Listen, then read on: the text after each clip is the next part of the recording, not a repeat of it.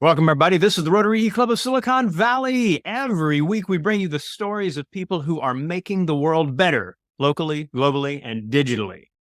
Our club, the Rotary E-Club of Silicon Valley, is one of over 30,000 clubs with over 1 million Rotarians and Rotaractors around the world, all of whom believe in service above self, that decision that we make to spend our time and energy improving the lives of others and enjoying the joy and meaning that comes from that. So our club and our partner clubs, such as the Rotary Club of Eugene Metropolitan, represented here today, are clubs that believe in the power of stories to inspire. We have shared loads of these over the past some odd 8 years, whatever it may be, that we've been going. And occasionally we get one of those stories where I think, oh man, and this is one of them. So we are going to hear today about the Rainforest Connection. With us is Sarika Khanwilkar, who is in Pune, India. You can read her bio if you're on our YouTube page. Just pause and scroll down a little bit and read the story there. If you are on the SiliconValleyRotary.com page, then you can pause and scroll up a little. You can see it there. Regardless, loaded with good info. But I am so jazzed about this story that we're just going to move right to it. Sarika, welcome to the Rotary E-Club of Silicon Valley. We are nothing but jazzed to have you with us. I hand the mic to you. Awesome. Thank you so much for that amazing introduction. And I hope I can live up to the expectations you built up for me. So I'm Sarika Khanwilkar, and I'm here to share stories about Earth, sound, and AI. I work as head of partnerships at Rainforest Connection. It is a conservation technology startup that uses sound and AI to monitor and protect the world's remaining species and ecosystems. We are undergoing a biodiversity crisis. Human activities like deforestation and climate change are making the planet uninhabitable. However, humans also have the capacity to identify and prevent threats to forests and understand patterns of biodiversity to help it thrive. Turn your volumes up, listen and watch to see how sound enables us to do just that.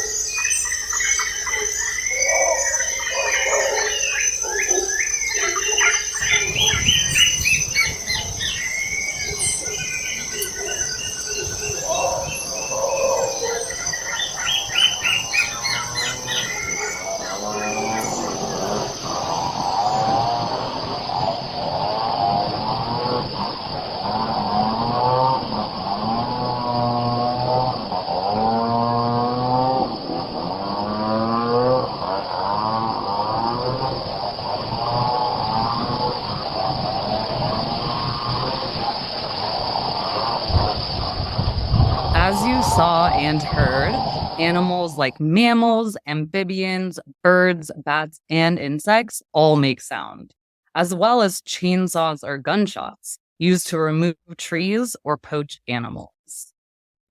Our work started in 2014 in an Indonesian rainforest, home to gibbons, one of the most threatened groups of primates in the world.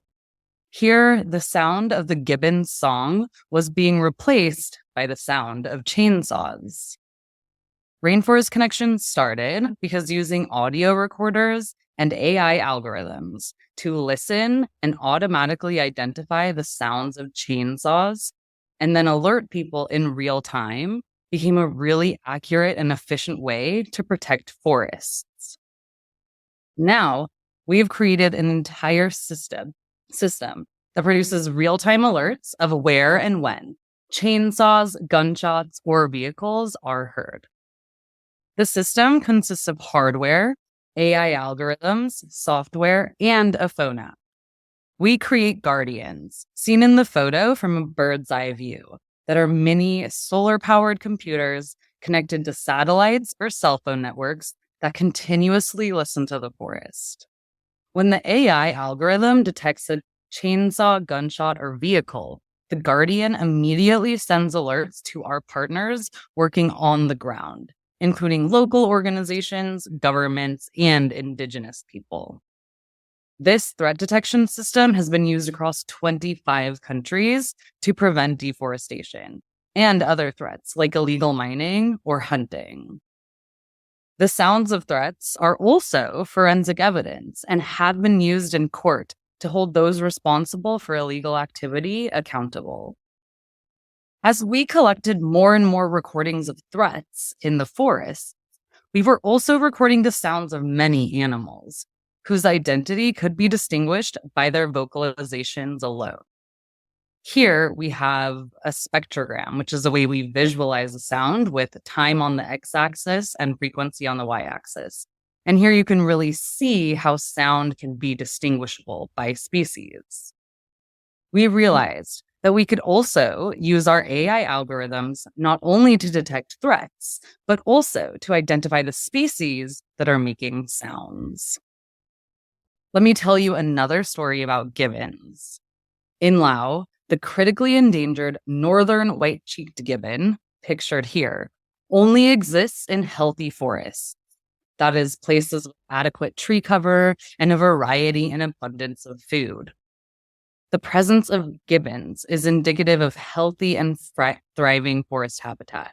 And this is true for biodiversity in general, which is a way to understand the health of an entire ecosystem. Last year, we made almost 200,000 one-minute recordings from forests in Laos, where we thought the northern white-cheeked gibbon might be. For biodiversity monitoring like this, we use offline recorders that store data in a micro SD card.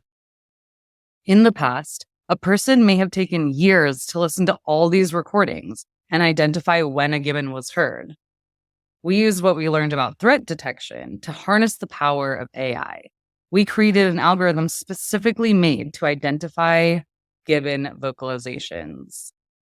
This algorithm means that in minutes, we can identify when and where a gibbon was from massive amounts of sound recordings. The audio recorders used to collect this data can stay in remote places, cover areas too large for any human to monitor, and collect large amounts of data that AI can help us analyze. We don't just create algorithms to detect gibbons in Laos. We have created algorithms to automatically detect over 3,000 species across the world.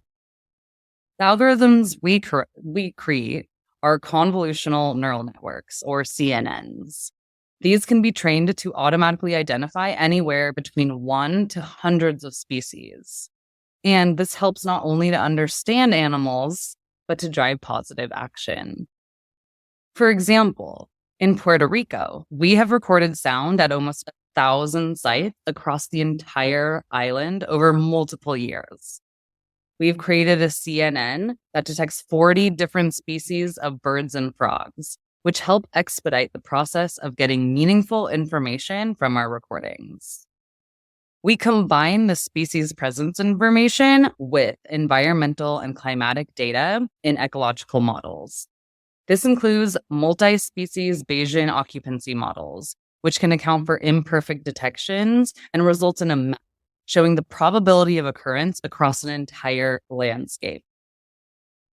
In Puerto Rico, we found that many of the species we are tracking are moving to higher elevation habitats due to climate change.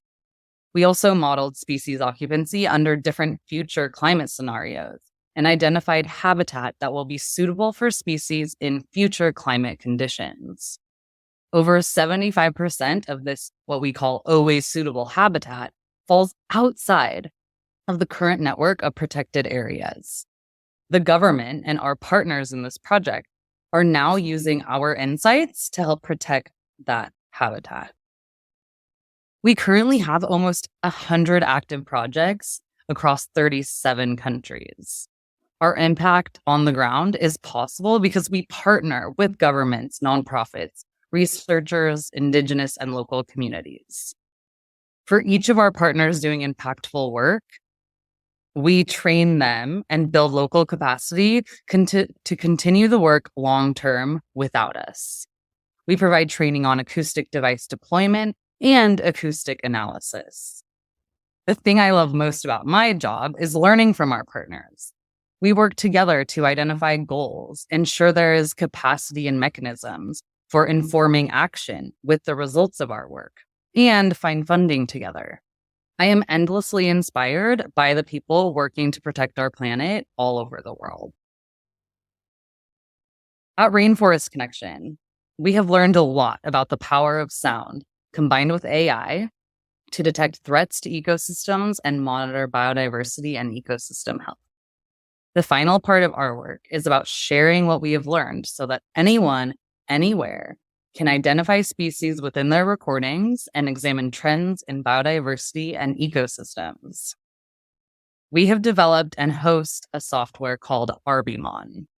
It is our free online platform that offers a range of AI tools to enable users to store, manage, analyze, and use sound to drive positive change. Non-experts and people who don't know how to code have access to the power of sound combined with AI. The platform translates sound recordings into meaningful graphs and figures that are understandable to non-scientists, such as policymakers. RBMon is used by thousands of people across 119 countries and now has almost 150 million one-minute recordings. It is the largest cloud-based collection and record of sounds on Earth. RBMon users have completed over 1 billion analyses and identified almost 4,000 species. Rainforest Connection is currently working to harness this collection of acoustic data to produce a global map of biodiversity health. This can be used to raise awareness, hold governments and corporations accountable, identify priority conservation areas, evaluate current conservation strategies, and motivate meaningful action. This graph represents the general workflow of our work for biodiversity monitoring. With our partners, we identify study questions, design the survey, and deploy devices to collect acoustic data. The data is then stored in RBMon, where our team or other experts identify species from a subset of data. At this step, even people who don't directly partner with us have the tools available to them via RBMon to complete the next steps. We analyze the acoustic data using tools like audio event detection and clustering or pattern matching techniques, the results of which can be used to train a CNN. We then produce ecological insights from the acoustic data. We also have projects that combine species detections from acoustics, the most fundamental biodiversity dataset, with species detections using other technologies like camera traps or environmental DNA methods. Our science team is now creating the best practices for this data integration and paving the way for holistic ecosystem monitoring. The diversity of life on Earth that enables our own survival is at risk. And a human-caused sixth mass extinction is not far away, if it's not already here. Humans have the ability to change this trajectory. At Rainforest Connection, we are using acoustic data and technology to document what could be lost forever, or, if we act fast, what could be saved, and to enable impactful conservation action. Thank you. Excellent, Sarika. Thank you so much for that presentation. If you would, let's shift and introduce the people we have got on the recording today. So from the Rotary Youth Club of Silicon Valley, we have our president in Vancouver, Nick. We have our treasurer in Italy, Cecilia. We have our paella master in Walnut Creek, Shags. We have our Texas representative, Rory, in Houston. From our partner club, the Rotary Club of Eugene Metropolitan, we have a longtime friend of the club, Heather Edwards, in Mexico. And I am in San Jose. My name is Russian. Sarika, so many cool things that you have brought up as a part of this. We are already amassing questions, and I'm nothing but excited about it. I'm going to let our president, Nick, ask the first one. So, Nick, go ahead with your question. Yeah, I'm trying to choose which one to ask first, and then I'll let other people ask too. From thinking about the volunteers that you have listening to this, seeing that I can download this on your website right now and help. How do you take that and Or are they bringing, how are you finding them? How are, besides getting the word out like this and thinking of Rotarians who are in unique locations who can also, or have unique knowledge, how do you get them in? And then also, how do you validate that they're doing the work correctly? I wouldn't know how to identify most species at all. So that's why I was kind of curious how they take that step. Yeah, good question. So there's kind of two different areas that we work, right? In partners and projects that we directly partner in, where our science team is really a part of the end-to-end project. And then there's projects that we sort of host and make possible with RBMON, which is free for anybody anywhere in the world to use. So when it comes to our projects that we're directly a part of, usually our science team, we have a team of experts we have one of the number one birders in Brazil on our team who identifies species. And we have we use public and private reference data sets. So we know what a species call of thousands of species are already.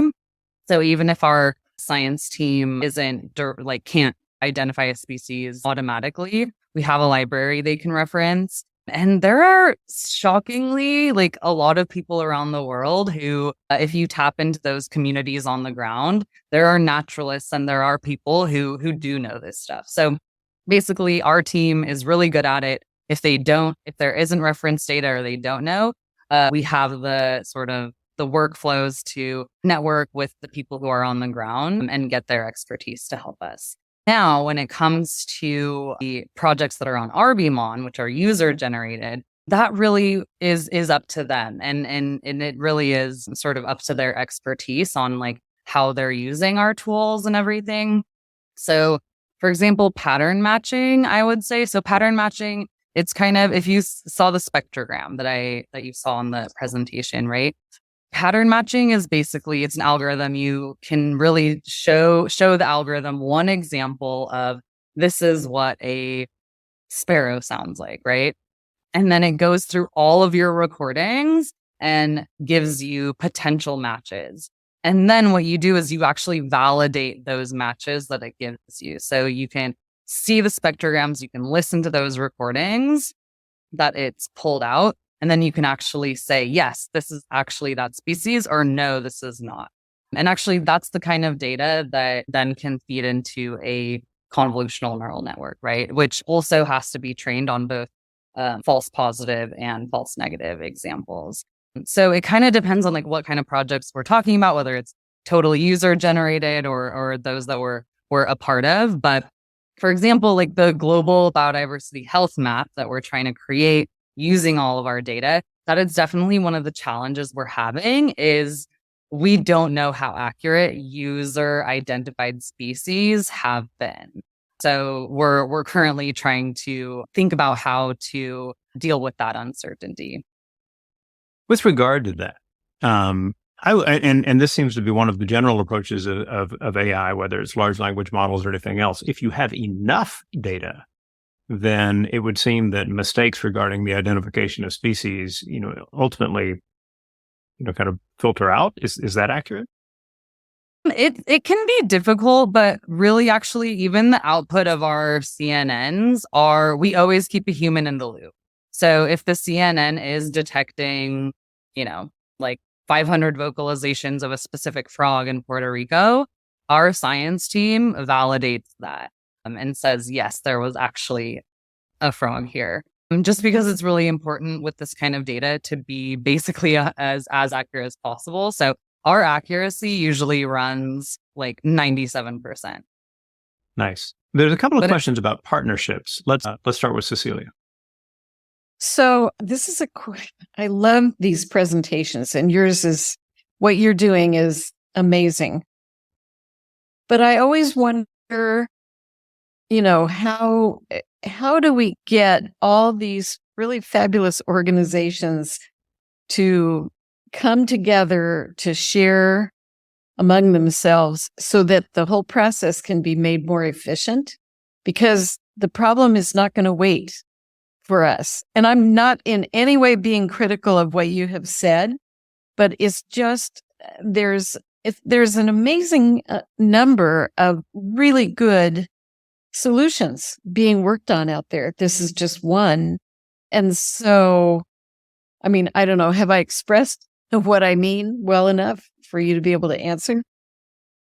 I think so. Well, one of the things that attracted me to the organization was exactly how we work. So we're actually a completely remote organization. We have an expert field team who does go into the field to, let's say, install the Guardians, those real-time recorders, which does take a more skill than the offline recorders, which is really kind of a short training that you take and kind of a plug and play.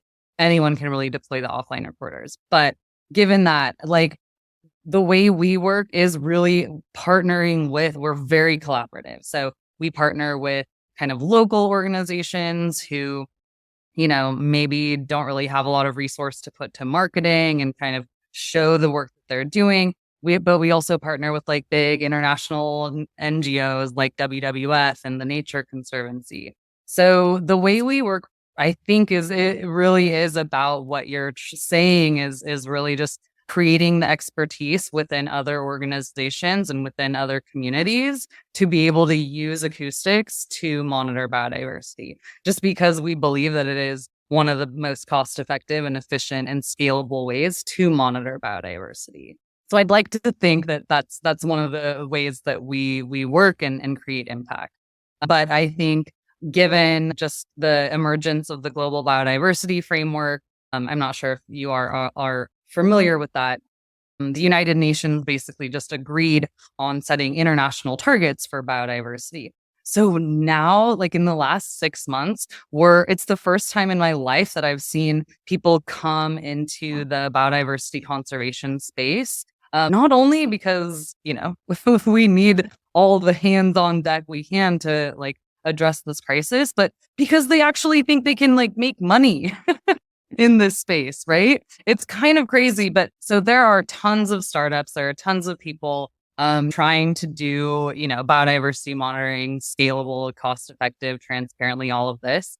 So yeah, I think there could be some more collaboration there, but I think that's going to drive innovation when it comes down to it. So it'll be a really interesting space to see how it grows in the next year or two.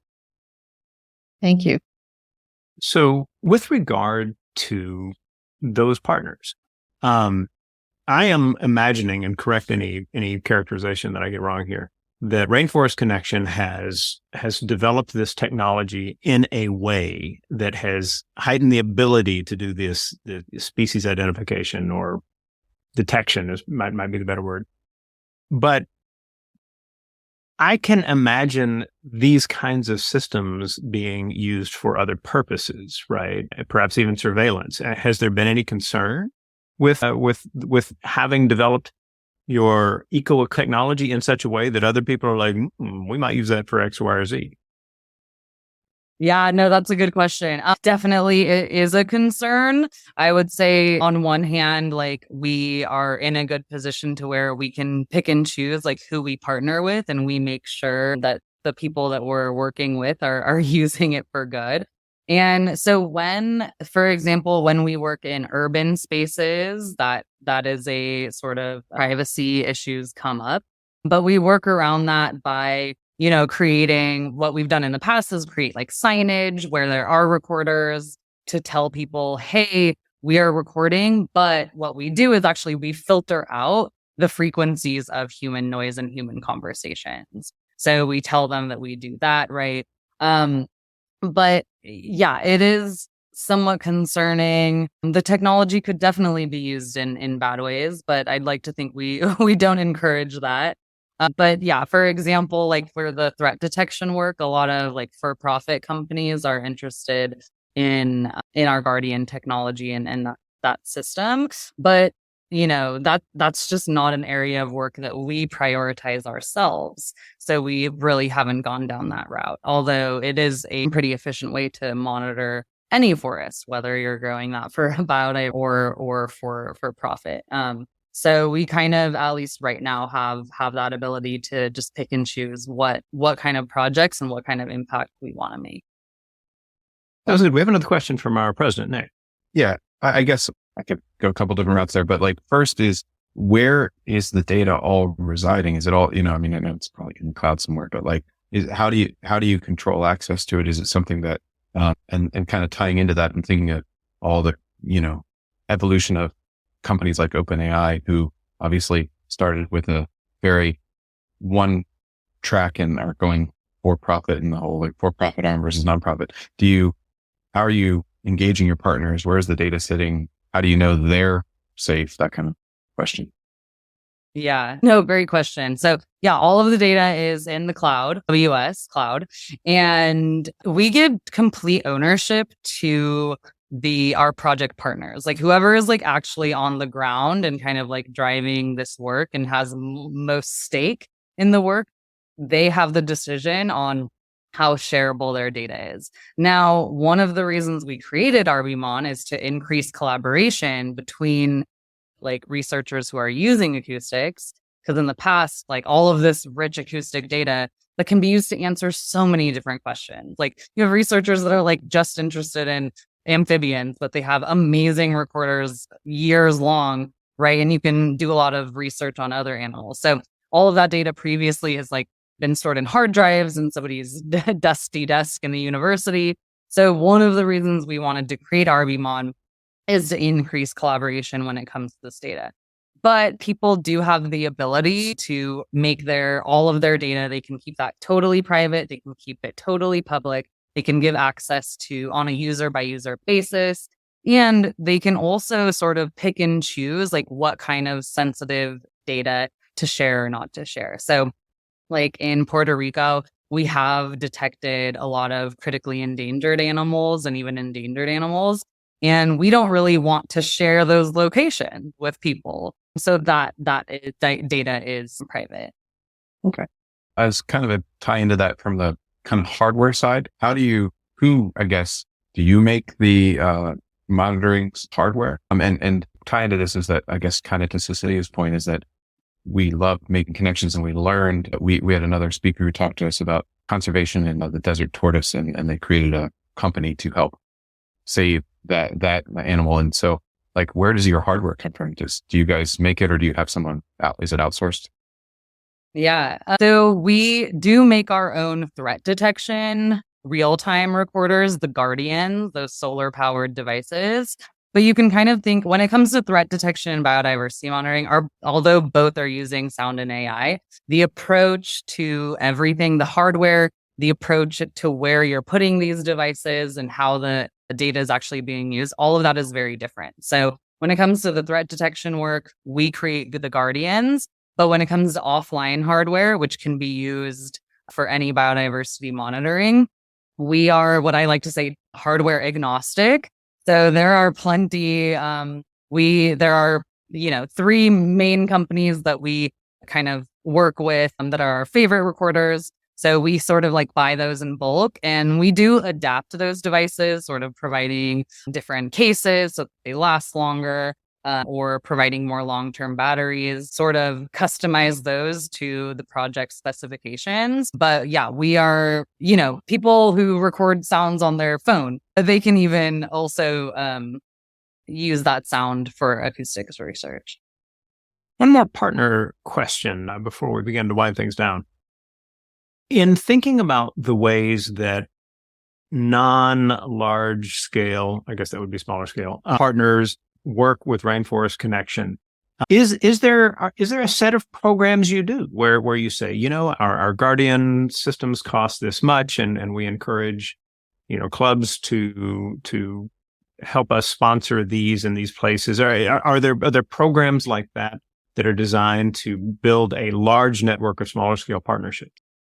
Interesting. No, I think that's a good idea. Basically, our partnerships really work by, and actually, Nick, this is a question you'd asked too about how we get our partners. Really, at this point, since we've almost been working for a decade, a lot of the partners that we work with kind of come to us and say, hey, we have a biodiversity monitoring project or a threat detection project, and we want to work with you. So for larger NGOs, they might come with funding. With smaller ones, we might have to find funding together. How we fund projects is on a project by project basis. So we kind of create the scope and plan out what exactly is needed to make an impact project happen. And then we either go to our corporate partner, apply to grants and foundational support on a project by project basis. Our nonprofit does also accept donations as a 501c3 based in the US. But a large part of our support comes from these sort of project by project going and seeking out funding. Very, very cool. Well, absolutely wonderful info. I love this combination of protecting the planet and AI and all sorts of interesting technologies used for wonderful purposes. We're going to wind things down, and then we will hand it back to our speaker for a final word. After that, we will shut down the recording, but one of the benefits of being part of the recording is we get to keep talking to these interesting people. Woo! So that will be in our future. Too bad for you who are simply watching the recording. Thank you for joining us this week for the Rotary E-Club of Silicon Valley. We are working to find ways to share stories that inspire and to do so on a regular basis. Every week we are posting these, and we hope that you will keep coming back for more of them. If you are joining us from the SiliconValleyRotary.com page, feel free to scroll down a little bit farther and let us know you were here. There is an attendance form. It just kind of allows us to understand the reach. We don't share your info with weird, spammy people, so all good there. A little farther down, you'll find our forum where you can comment on the things that you heard in this presentation or any other piece of our meeting. And that is one way in an online and asynchronous club we are able to share ideas with each other. So we hope you will do that. As we always like to do, we hand it back to our speaker for the final words. Sarika, what would you like for people to have in mind as they finish watching the recording? Yeah, well, thank you everybody for tuning in to see how we tune into nature and learn the best from them. So if you want to learn more about our work, go to our website, rfcx.org, and sign up for our newsletter, look at our social media to really understand all of the impact we're making all over the world. Excellent. And those links are available on both our YouTube and our SiliconValleyRotary.com page. And we hope that you will join us again next week.